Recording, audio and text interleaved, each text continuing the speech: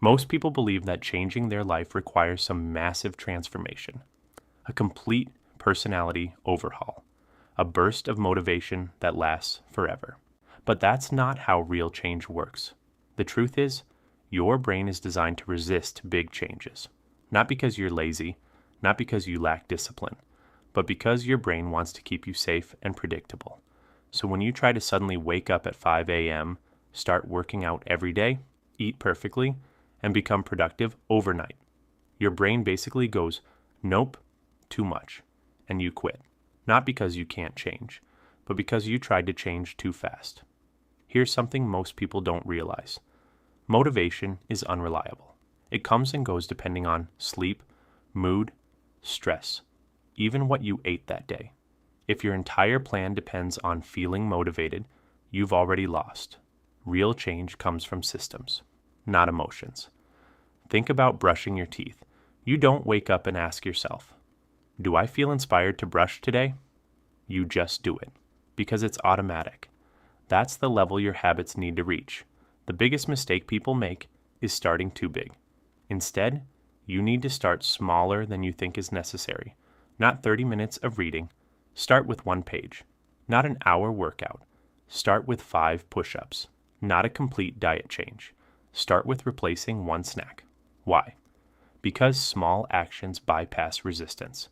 Your brain doesn't panic, because the effort feels manageable, and consistency beats intensity. Every time. A tiny action done daily becomes identity. There was a period where I wanted to start working out consistently, and I kept failing. I'd go hard for 3 days, then stop for 2 weeks. So I changed the rule. My only goal was to show up at the gym for 5 minutes. That's it. And once I was there, most days I stayed longer anyway. But even on days I didn't, I still won. Because I built the habit of showing up. That's what matters. Habits aren't just about what you do. They're about who you believe you are.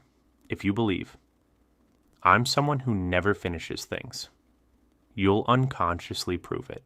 If you believe, I'm not disciplined, you'll act accordingly. But when you repeat small wins, your identity starts shifting. You go from, I'm trying to work out, to, I'm someone who works out. That difference changes everything. Because once something becomes part of your identity, it requires less effort to maintain. Here's another powerful truth. Your environment shapes your behavior more than motivation ever will. If junk food is visible, you'll eat it. If your phone is next to your bed, you'll scroll it. If your workspace is messy, you'll procrastinate. So instead of relying on discipline, change the environment. Put the book on your pillow. Leave your gym shoes by the door. Remove distractions before they tempt you. Make good behavior easy and bad behavior hard.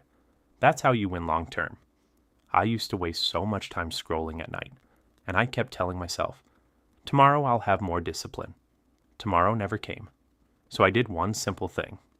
I started charging my phone across the room. Suddenly, scrolling disappeared.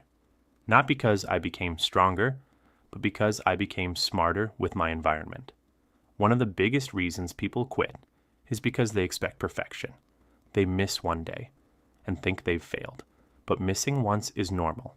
Missing twice is the danger. The goal isn't perfection. It's returning quickly. Every time you restart, you strengthen resilience. And resilience is more important than motivation. There was a time I skipped a habit I was building, and I felt that familiar thought. Well, I already messed up. But instead of quitting, I just did it the next day. That moment taught me something powerful. Falling off doesn't matter. Staying off does. Small actions don't feel powerful in the moment, but over months, they compound. 1 page a day becomes books. 5 minutes becomes skills. Tiny workouts become strength. Most people quit because results are invisible at first, but invisible progress is still progress. And one day, you look back and realize you became someone different. You don't need a new personality. You don't need extreme discipline.